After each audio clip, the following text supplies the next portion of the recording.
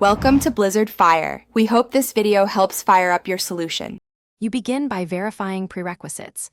Confirm your Geo 5G SIM is active and provisioned.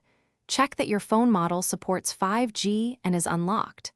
Once done, make sure the device OS is updated to the latest release and that mobile data is enabled. Next, turn on airplane mode for 5 seconds, then disable it to refresh radios. You do this because the network handshake needs a clean restart. This often forces the device to re-register on Geo 5G if coverage is present. Now configure the phone. Open mobile network settings and set network mode to 5G/4G/3G automatic.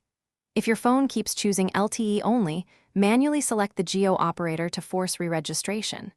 Then check access point names and reset to the Geo default APN, appn equals Geonet, because incorrect APN can block data and 5G attachment. Once these are set, reboot the device. Rebooting ensures the modem reloads carrier settings and applies the new network preferences cleanly.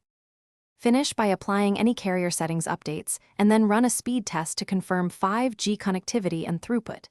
If you still don't see 5G, move the SIM to another confirmed 5G phone. This isolates whether the issue is the SIM/account or your handset. If the SIM fails elsewhere, contact Geo support with your IMEI and SIM number. One key troubleshooting tip: if intermittent, capture a network log or screenshots and note time/location before calling. That evidence speeds up provisioning or tower-side fixes. Thanks for watching. If you found this helpful, don't forget to like and subscribe.